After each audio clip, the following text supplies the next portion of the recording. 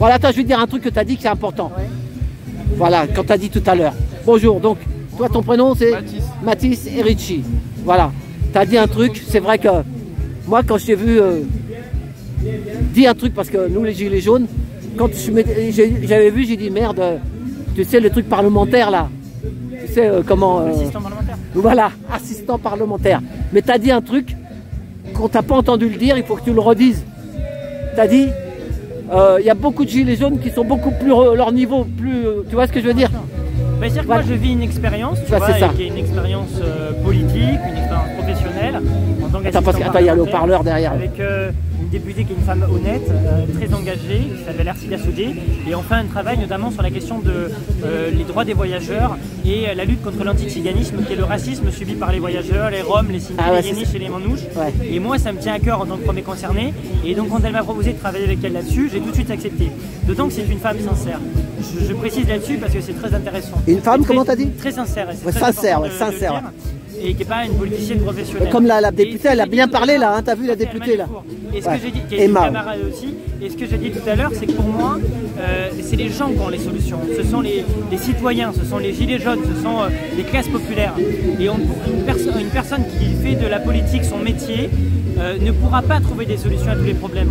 C'est pour ça que moi je pense qu'il ne faut pas un système représentatif où on élit quelques personnes qui doivent décider pour la majorité. Il faut que les gens décident eux-mêmes pour leur propre vie. Parce que c'est eux les plus compétents. Et c'est dans ce sens que moi je prends la démocratie face au système républicain. Et moi je pense notamment que l'échelle de décision politique, ça doit être la commune. Parce que plus tu élargis, plus tu distances l'échelle de décision politique, plus tu éloignes le décideur et plus forcément les décisions qui sont prises ne vont pas dans le bon sens et ne vont pas dans le sens des gens. C'est pourquoi je pense qu'il faut que les décisions politiques soient prises à l'échelle de nos lieux de vie, à l'échelle de nos communes, de nos quartiers. Et c'est ça la proposition qui est vraiment révolutionnaire, qu'on est nombreux à porter. C'est-à-dire qu'il ne faut plus un homme politique dans son palais à l'Elysée qui décide pour tout le monde. Les gens doivent décider pour leur vie. Mais nous, le peuple, moi qui suis... La souveraineté populaire. Moi qui suis ancien, je vois les députés, je me dis, s'il ouvre trop sa tronche, on va lui dire, allez, tu dégages.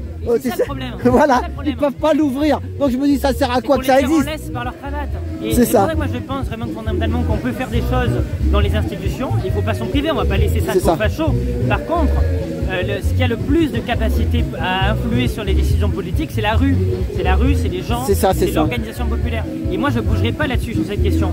Mais je pense que plutôt que d'opposer la rue aux institutions, il faut articuler les deux. Parce que c'est aussi, comme on dit, il faut essayer de rentrer dedans pour essayer de torpiller un peu. Enfin, la merde. Voilà. Faire exploser le truc. Mais en même temps c'est tellement... Il faut faire remuer la merde pour que ça leur remonte au nez. Hein. C'est ça. Mais t'étais pas allé filmer son procès Si, ah oui, j'étais au procès à la Clichy. Maintenant ils t'ont repoussé très loin, voilà, c'est ça. Voilà. Ils veulent pas qu'on en profite pour faire le procès de Macron, parce que c'est mon objectif. Et on va le faire en 2026. On aura des camarades des borniers qui viendront lui faire son procès, des camarades avocats, le camarade Christophe Détinger, et on va transformer ce procès Bayon, qui est un procès répressif, en tribune politique contre la Macronie. Voilà, en espérant qu'on les ait dégagés avant, qu'on ait fait tomber la tête de la Macronie d'ici là. Parce que souvent il y en a qui disent Merluche, machin, truc, c'est tous pareil. Non, c'est pas tous pareil, il faut faire la part des choses. Voilà. Non, mais c'est important. C'est ça, mais nous on n'est pas en coulisses, nous. Voilà. Nous, le peuple, on voit pas tout ça. Il faut faire la part des choses, tu vois. Il y a des gens qui sont beaucoup à être pourris, il y a aussi certains qui sont moins pourris que les autres, tu vois, et c'est important de le dire. C'est ça. Merci mon camarade. Bravo. T'inquiète, on n'est pas dans la galère. Merci, merci. On lâche rien. Parce que sinon, si on peut pas compter sur les jeunes, nous qu'on est vieux, on va faire comment? Il faut les vieux et les jeunes, tout le monde. C'est ça, merci. Voilà,